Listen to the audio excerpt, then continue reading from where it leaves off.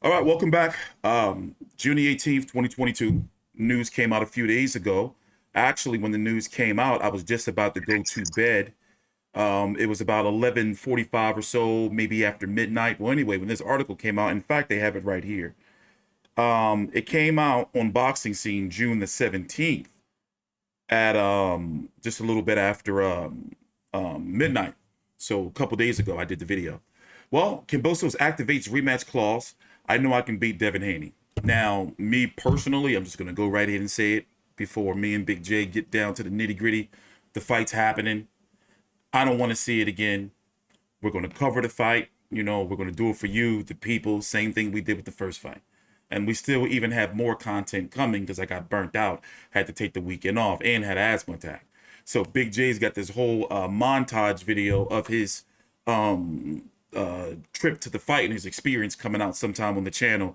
Probably, midday or so tomorrow, give or take. But anyway, take your time out, like the video, subscribe if you haven't. A lot of things going on the channel if you haven't seen. We got a podcast launching in a couple of weeks, and after today, I have finally caught up. Well, except getting that video out, but in a couple hours, you're going to have a 175-pound three-belt unification with Artur Beterbiev, WBC IBF champion, taking on Joe Smith Jr. So on this fight day, it's a good time to talk to my colleague, Big J, about what's going on with this rematch that we know so far. It is now Haney versus Kambosos 2. It's going to be taking place in Australia, likely to be on main event pay-per-view over in Australia. Here in the States, it's going to be on ESPN, but the question I have is, will it get primetime coverage on Saturday night ESPN here in the States? Or will it be a full Australian bout where the main event is not until about 7:30 a.m. or so, 8 a.m. Eastern Standard Time on a Wednesday morning? So, Big J, the news is here. I didn't get the chance to get your thoughts on the fight, but now that we've got the official word from George Kambosos that he has activated his rematch clause, what do you think? Well, I mean, no surprises there. I mean, why would he not activate the rematch clause? There's, as we said in our previous videos, there's far too much money and far too many belts on the line to turn that down. So, I mean, he got paid a rumored $10 million for the first fight. I don't know how much he's going to get for the second fight, but even if he makes half that, that's $15 million for two fights. Or even a third. That's retirement money. Yeah, or even a third of that. Like, that's, between two fights, life-changing money. But go ahead. I'm sorry. Go ahead. Yeah, no, I mean, even, if he loses, he can retire a very rich man and, live the easy life. So, I mean, you'd be crazy not to turn in the rematch. Can he win it? Yes, but he has to change a lot of things. He needs to go back to being himself. I think in that fight that I don't know what his game plan was. I think he was trying to sucker him into the counter too much. Mm-hmm. So he needs to be more aggressive and just go after Haney.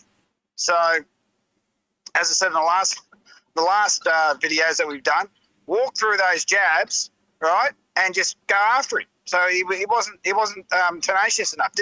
Wasn't aggressive enough in that fight. There was glimmers of aggression, particularly in round 6 and round 9. But bar that, Haney had it all over him. So, well, listen. Let's go back down memory lane, ladies and gentlemen. Take your time out, please. Like the video. We have been shadow banned for a good several months now, since about November. So some people have issues getting notifications, and our videos, unless you're really, really searching, for the topic of the video, we really don't get promoted by YouTube too much. That's the price and the cost of being the boss. Well, anyway, let's go back down memory lane. Here I have this clip here of them reading out the cards on the original broadcast of the, it's on ESPN Plus if you want to watch the replay. But let's go back down memory lane.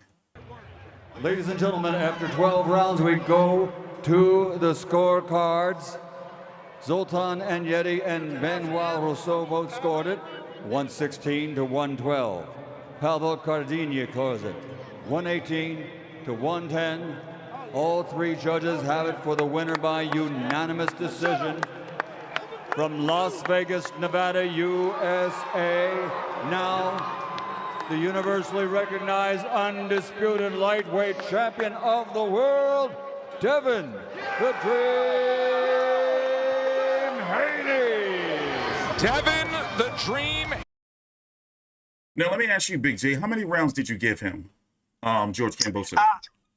4. 2, 6, 9, and 12. And 12 was given to him by Haney, so really 3. Okay, I mean, saying, you know, I gave him about 3 rounds or so.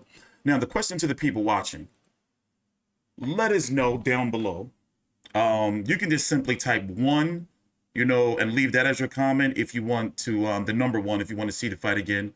Or number 2, no. I did this on fight night where it was just a resounding 2s. You know, no one wants to see it again. Well, I'm not going to say no one, you know, because Big J wants to see it again. But at the same time, Australian fans, you know, they put prospects on pay-per-views. No disrespect to the Australian fans, but you guys got some issues going on down there. But where are you at with the marketability before I talk about the pay-per-view numbers of the fight? You know, like, how do you feel? For one, where do you think the rematch can take place? Because it's hard. I can, you know, I have doubts that they can do 40,000 again. You know, and how would you think fans would feel about the rematch? Well, you got to remember, as we've said many, many times, Australians will watch anything. I mean, like you just said, we put prospects on $60 pay-per-views, and people will go to it. People will go to this fight for the sheer spectacle of going to a fight. Because it's an event. Okay, I see what you're saying. Not the fact that, oh, you know, so basically you're saying for the most part, Australian fans would sit there and pretty much watch and enjoy the event of Devin Haney outboxing Kambosos again. You know, just the event of it, no matter the outcome. Yeah, just the sheer event, because remember, Australia does not get these sort of events. Mm-hmm. This is our first undisputed title fight ever. You Yanks get them all the time. Yeah. I mean, what do you get, Mike? 5, 6 a year? You know? No. Not no 5, 6 undisputed. But no, we do get a lot of unifications. Yeah, we do. Yeah, I mean, if you had the amount of undisputed fights you guys have had in the last 20 years compared to us, yeah, we've got 1. You guys would probably have, what, 100? What do you mean? No, we had 4-belt era, you know, quotations. No, let's go 3-belt. 20 years ago to now. Oh, well, right? Oh, yeah. How many undisputed fights would you have in the last 20 years? I see what you're saying now. Yes, it's been dozens. Yeah, exactly. A couple dozen, give or take. 50? Yeah, I wouldn't think that much of undisputeds. You know, even when we go back to 2 belts. You know, but I see what you're saying though. Yeah, a lot. I mean, we've had 2. Kostya fought. I can't remember his name. I think it was Jesse James, some bloke in Melbourne about 20 years ago when he was champ, and then the one we just recently had. That's the 2 we've had in 20 years. So Australians will come to it for the sheer spectacle, especially if they put it. And I'm hearing that it's tipping the gate to be in Sydney. So okay, well, tell us about Sydney, the arena, you know, and how many would it hold?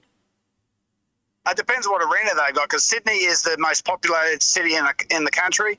There's many arenas there. You know, there's ANZ. They're not going to fill ANZ, but ANZ holds 100,000 people. But I seriously doubt they're going to put it there. If they're going to do it in Sydney, most likely. What was that arena Tim Tszyu fought Inoue at? That holds about 25,000. I can't remember what it was called. They'll probably try to get a 25,000 seat arena. Do you think they can do 25,000? Well, in November when there's no football around, yeah, why not? Okay. So remember, it's the sheer spectacle of the thing. It's like, hang on, this has never happened in Sydney before. This is a big fight. People will go. So. Go ahead. And I would guess because of, and I'm just trying to look at the bright side of everything, even though I don't want to see it again, you know, but what am I going to do? Keep bitching and complaining because the fight's happening. So I guess what I'm saying is because it would be George's last chance and the implications of him losing to the same fighter twice, maybe people would get behind him because of that and they can do 20,000. I'm guessing. Yeah. You know, the story behind it, basically. You know, like the country has to root for him to keep the belts in Australia. True. That's where I would go from a promotional standpoint. Yeah, I mean, Bernard Hopkins lost Jermaine Taylor twice, and that wasn't the end for him. So yeah. No, I'm not saying it's the I mean, end, but what I'm saying, like the storyline they could possibly build, to get fans oh, behind it. absolutely. Because if main event's going to do that, they got to start doing that now. Like, like the fight to keep the belts in Australia, something, some type of tagline, Yeah, exactly.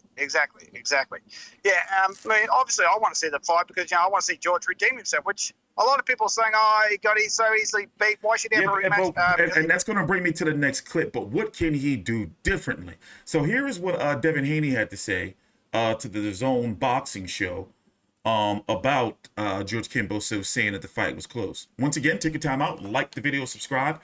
If you are cool and you want to see it again, just simply type 1, the number 1 in the chat, or down below in the comments, or number 2 simply for no, or whatever you want to comment or type. I seen him say it. I'd like to hear the people who's Australian and who's not. Put that in there as well. Yeah, and also who's Australian and who's not. Say that.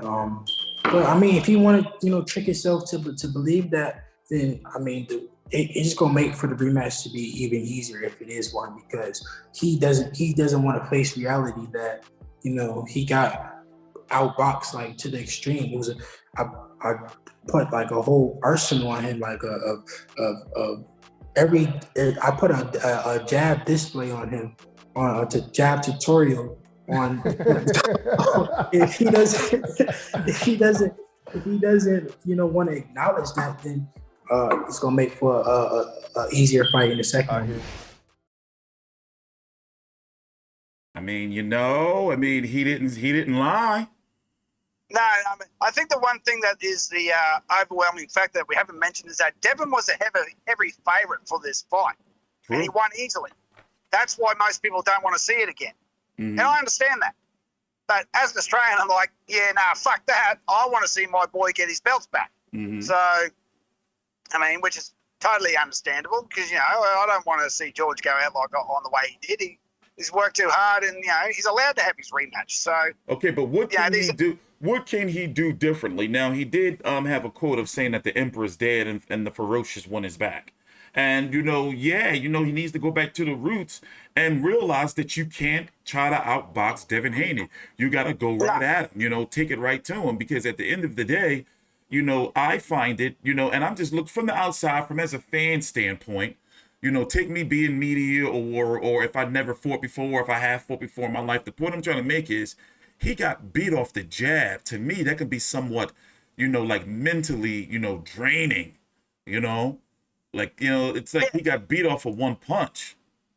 He did get beat off of one punch, but, that doesn't mean that, things can't be changed. You're like, okay, I got beat off one punch. What do I need to do? Oh, that's easy. Just walk through it and then take the fight to it. Yeah, and head movement, and he's had a bit of a taste of Devin Haney's power. So, maybe, he's just, I think that he has to be the pressure fighter, even if he has to bring someone in, differently. I thought that was going to be the fight he was going to fight in the first place. Even if he has to bring someone in to help him with his head movement to get past that jab. I'm talking about when he sleeps, somebody just poking a stick at him. He's got to get those reflexes to be able to get inside and be able to, to work. And also factor in that Devin Haney is probably going to try to tie him up to reset. That's right. So it's some things, it's some things he's, I see the way that he can improve. But, the way I view Devin Haney as a fighter is that, he's going to be able to adjust. That's just my opinion. Yeah. Devin Haney is a very high ring IQ fighter. Yeah. There's no ifs, buts, and maybes about that. But his power's like, I mean, the power is questionable. He should have stopped Gamboa, and he should have stopped Jorge Linares. Those are two fighters that he was supposed to stop. That's right. But he did what he had to do to win. I mean, nothing spectacular. Yeah. But if you could walk through Haney's punches, Haney's going to be in all sorts of trouble because Jorge Linares did that. He walked through him and bang, almost bloody knocked him on his ass. So you got to do the old Jeff Horn. Take 4 or 5 shots to get your one big one in. So and that's when you're doing it for all the belts, that exactly. You got to go all out. Exactly. You got to go. I mean, George was gun shy. I mean, he was so gun shy in that first fight. I was like, what was he doing? He's like, Haney was too, but not as much as George. George was just sitting there waiting. It was the first 4 rounds where I was like, yo, what is he doing? And I was like, you know what? This motherfucker's in there trying to box. And I was like, that's going to be the end of him. Like, what was he thinking? Exactly. Forget structural boxing. Just walk in there and take his head off. Yeah. So, don't worry. Make it. You know, it's got to be an all-out brawl. Yeah. So that's what he's got to do. Because I don't think Haney can handle that. If someone come at him and just went, I don't give a shit about your jab. I'm going to throw 50 at you in the first 30 seconds. Haney's going to be in all sorts of trouble.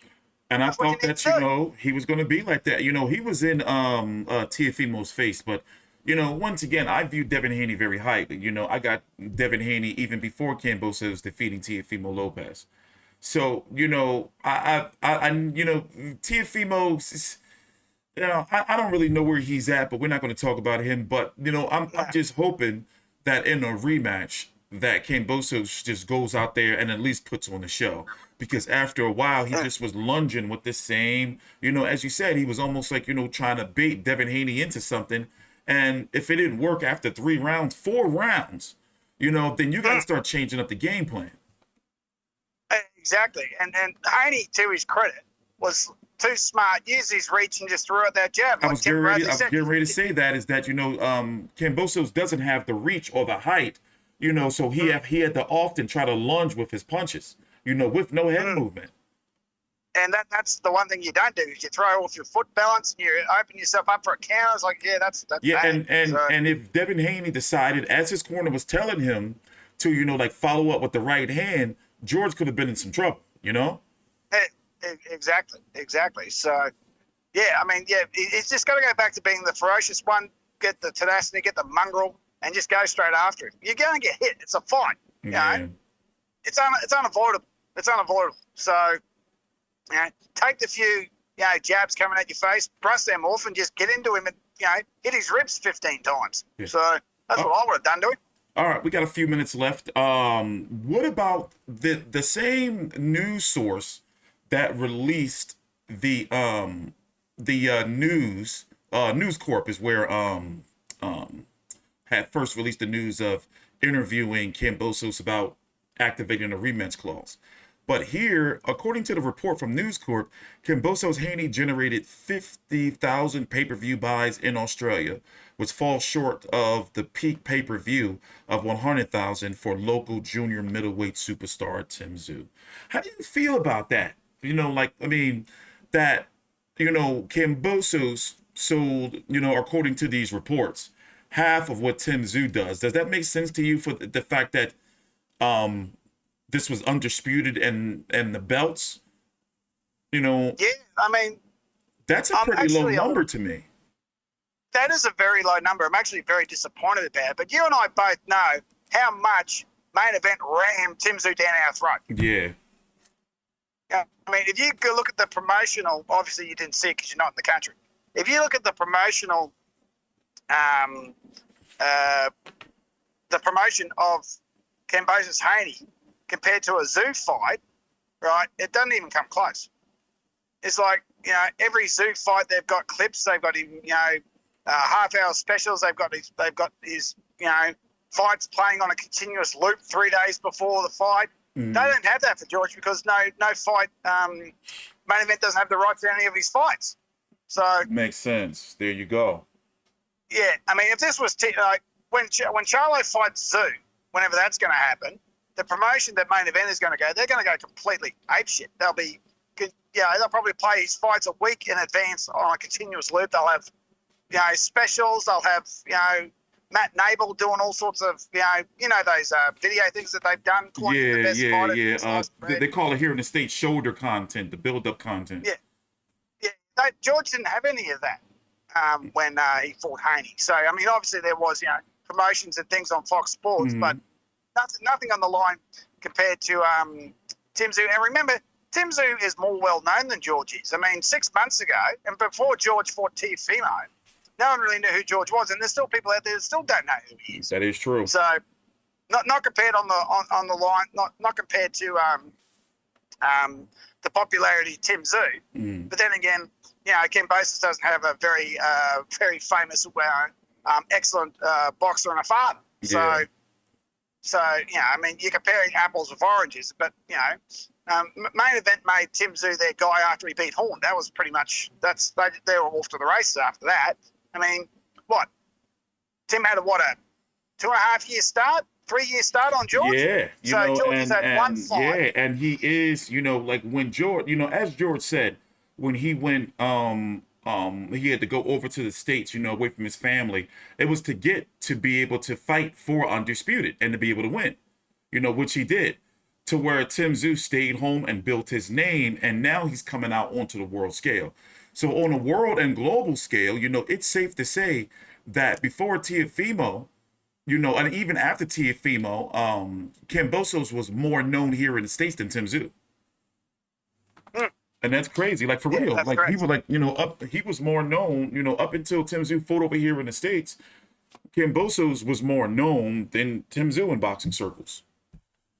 Yeah, exactly. I mean, if you were to walk along the street, and ask people, picture of George, picture of Tim, guarantee more people pick. I know who Tim is. Yeah. But I don't know who the other guy is. So it's really. I don't think that's something that George should get into, because he's achieved far more than Tim ever has at this point in his career. So why bother? Yeah. Exactly. What Tim shouldn't even be on his radar. So. Yeah, that was a pointless shot that he threw at Tim right there. But it is what it is. All right, closing thoughts. I'm looking forward to the rematch. Most likely Melbourne or Sydney. Doesn't matter which one. I hope George can just change up, go back to his normal ferocious game plan and get the belts back. Yeah. All right, and they got some time, so I don't expect for them to announce anything till about August, September at the latest. Probably, like some mid to late August or so, if the fight's going to be in November. But don't be surprised if they even try to push it, toward the end of the year, just to make sure they give, everyone, especially George, the most time that he needs. Because even if he doesn't have the belts, he's still the A side, and it's his rematch clause, so he can have the fight pretty much whenever he wants, as long as the sanctioning bodies allow. So with that being said, when some more news comes out, we will be following up with you guys and producing more content. Take your time out, like the video, and subscribe if you haven't. We're becoming, or our goal is to make sure, I believe we're doing pretty well, your #1 source for Australian boxing. Follow me on Twitter at TstreeT Controversy, and follow Big J at Old Mate Big J. Simple as that. Thanks for watching. See you guys later. Please subscribe.